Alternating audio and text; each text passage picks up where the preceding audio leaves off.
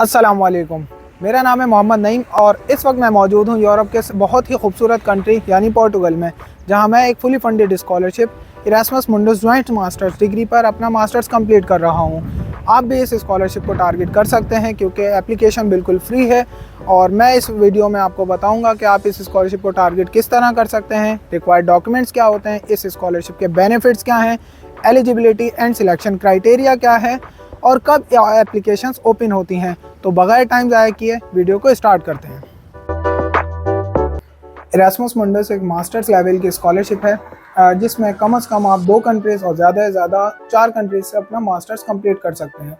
Basically ये एक fully funded scholarship है, जिसका मतलब ये है कि ना सिर्फ ट्यूशन फ़ी वेवर बल्कि साथ साथ आपको लिविंग एक्सपेंसेस के allowances, settlement allowances, travel allowance, health insurance separately provide किए जाते हैं और मोस्ट इंपॉर्टेंटली आपको मंथली स्टाइपेंड भी दिया जाता है। अगर टोटल रकम की बात की जाए तो आज के करंट रेट के हिसाब से जो 2 साल में आपको टोटल फैसिलिटीज़, ट्यूशन फीस और स्टाइपेंड की जो रकम बनती है वो मोर देन 1.5 करोड़ रुपए बनती है।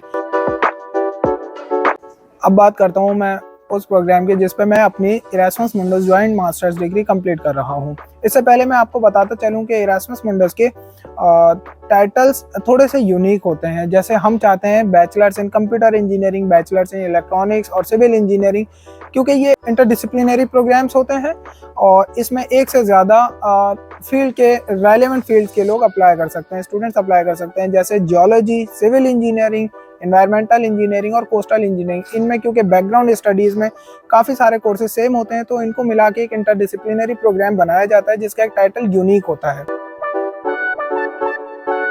तो अब बात करते हैं मेरे प्रोग्राम की, जिसका टाइटल है कोस्ट हजार, जिसकी फुल फॉर्म है coastal hazards, risk, climate change impacts and adaptations, जो कि 3 कंट्रीज़ में लोकेटेड है। मेरा फर्स्ट कंट्री स्पेन था। मैं पाकिस्तान से स्पेन का वीज़ा लगवा के आया था। दूसरे वीज़ा के लिए मैं दूसरे सेमेस्टर के लिए मैं नेदरलैंड्स गया। थर्ड सेमेस्टर मेरा यहाँ पोर्टुगल में ऑनगोइंग है और फोर्थ सेमेस्टर के लिए क्योंकि मेरा थीसिस और रिसर्च प्रोजेक्ट नेदरलैंड्स में एक कंपनी CDR इंटरनेशनल में है तो मैं वापस नेदरलैंड्स जाऊँगा। इरास्मस के इन टोटल 193 प्लस डिफरेंट प्रोग्राम्स हैं जिसमें डिफरेंट डिसिप्लिन के students including civil engineering, mechanical engineering, electronics, electrical, physics, chemistry, geology और एरोनॉटिकल इंजीनियरिंग, इस तरह के डिफरेंट प्रोग्राम्स के स्टूडेंट्स इसमें, बैचलर बैकग्राउंड के स्टूडेंट्स इसमें अप्लाई कर सकते हैं। और साथ साथ एक और अच्छी न्यूज़ आपको बताते चलूँ कि पिछले साल के ट्रेंड्स के हिसाब से और करंटली भी इस साल भी इरास्मस के ऊपर सबसे ज़्यादा पाकिस्तानी स्टूडेंट सिलेक्ट हुए हैं, जो कि मोर देन 192 स्टूडेंट्स हैं, जो कि compare to other countries in the world ये सबसे बड़ा फिगर है।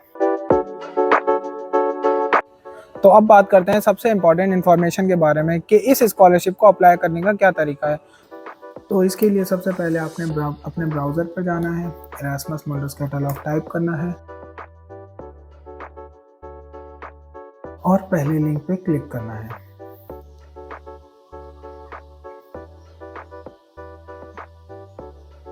जैसे कि आप देख सकते हैं कि हम इरास्मस मुंडस कैटलॉग पर आ चुके हैं और मैंने ऑलरेडी आपको बताया था कि 193 प्लस डिफरेंट प्रोग्राम्स होते हैं डिफरेंट डिसिप्लिन पे। तो यहाँ पे हमारे पास 2 तरीके हैं अपने रेलिवेंट प्रोग्राम को जिसमें हम अप्लाई करना चाहते हैं सर्च करने के लिए, एक कीवर्ड, और दूसरा हम programme to programme different website in given websites में जाएं और प्रोग्राम को सर्च करें, जो कि एक रिकमेंडेड तरीका है।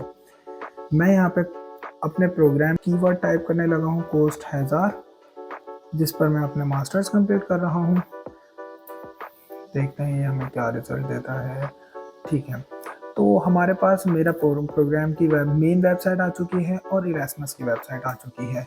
इरास्मस के जो रेलेवेंट इंफॉर्मेशन के लिंक्स हैं, तो हमारे पास मोस्ट इम्पॉर्टेंट जो इंफॉर्मेशन होती है वो प्रोग्राम की अपनी वेबसाइट पर अवेलेबल होती है। जैसे कि मैं अपने प्रोग्राम की वेबसाइट ओपन की है तो यहाँ पे प्रोग्राम के बारे में सारी इंफॉर्मेशन इंक्लूडेड है कि कौन सा सेमेस्टर कहाँ पर और किस ड्यूरेशन का है।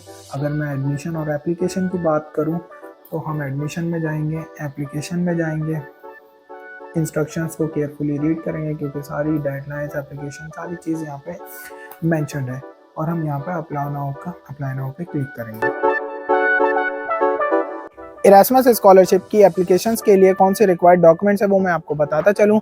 उसमें सबसे पहला और इम्पॉर्टेंट डॉक्यूमेंट है आपकी CV, then letter of motivation जो कि बहुत ही वेल स्ट्रक्चर्ड और वेल अलाइंड होना चाहिए, आपका passport, residency certificate, 2 recommendation letters और आपकी फ़ोटोग्राफ।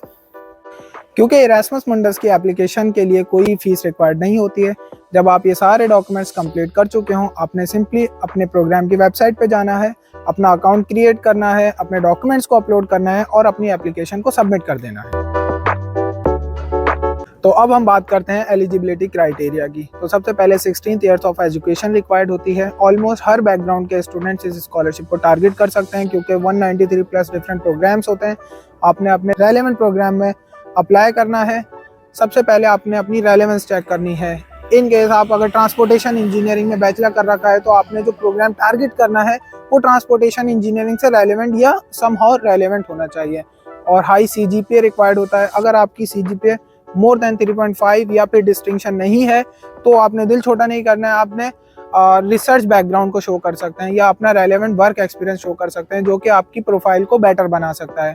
साथ में इंग्लिश प्रोफिशिएंसी सर्टिफिकेट या IELTS, ये डिपेंड करता है प्रोग्राम स्पेसिफिकेशंस पे कि प्रोग्राम ने क्या रिक्वायर कर रखा है।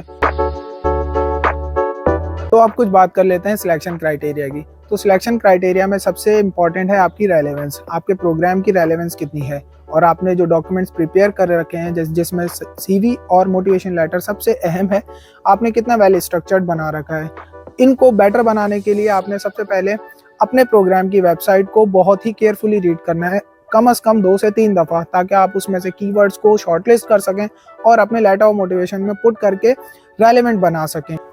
और आप जिस प्रोग्राम में अप्लाई करने वाले हैं उससे रेलेवेंट जो आपने बैकग्राउंड स्टडीज़ में जो कोर्सेज पढ़ रखे हैं उनमें क्या ग्रेड्स हैं। अगर वो ग्रेड्स बहुत ज़्यादा हाई नहीं है तो आप उसको अपनी प्रोफाइल को दूसरी तरीक़ों से बेटर बना सकते हैं। जैसे आप रेलेवेंट कोई रिसर्च एक्सपीरियंस शो कर सकते हैं या कोई ऐसा रिसर्च आर्टिकल जो आपका अभी भले पब्लिश ना भी हुआ हो, आप उसको शो कर सकते हैं। लास्टली सबसे जो इंपॉर्टेंट डॉक्यूमेंट्स आपके हो सकते हैं जो आपकी प्रोफाइल को बहुत बेटर बना सकते हैं वो हैं आपके रिकमेंडेशन लेटर्स। आपने रिकमेंडेशन लेटर्स ऐसे प्रोफेसर से लेने हैं जो कि आपको बहुत बेटर तरीके से जानते हो, जिनके अंडर आपका ऑलरेडी कोई रिसर्च वर्क या आपका कोई थीसिस प्रोजेक्ट या कोई सेमेस्टर वर्क ऑलरेडी आप कर चुके हों, ताकि वो आपकी प्रोग्राम रेलेवेंस बता के आपकी जो एग्जैक्ट रेलेवेंस है उसको डिफाइन कर पाएं। तो अब बात कर लेते हैं इन प्रोग्राम्स की एप्लीकेशन डेट्स क्या होती हैं। तो मोस्ट ऑफ द प्रोग्राम्स हर साल अर्ली नवंबर में स्टार्ट हो जाते हैं, जो कि एप्लीकेशंस एक्सेप्ट करते हैं अंटिल मिड ऑफ फरवरी। लेकिन कुछ प्रोग्राम्स ऐसे भी होते हैं जिनकी डेडलाइन मार्च तक जाती है, तो ये प्रोग्राम स्पेसिफिक डिपेंड कर रही होती हैं। आपने जनरल डेडलाइंस जहन में रखनी है कि मिड ऑफ फरवरी तक मोस्ट ऑफ द प्रोग्राम्स की डेडलाइंस क्लोज हो चुकी होती हैं। आई होप कि मैंने सारी चीज़ें क्लियरली डिफाइन की हैं। फिर भी अगर आपकी कोई क्वेश्चंस और क्यूरीज हैं आप कमेंट कर सकते हैं, मुझे ईमेल कर सकते हैं, मैं कोशिश करूंगा आप सबकी हेल्प करने की। और वीडियो को लाइक और चैनल को सब्सक्राइब करना ना भूलिएगा फॉर मोर इन्फॉर्मेटिव वीडियोज़।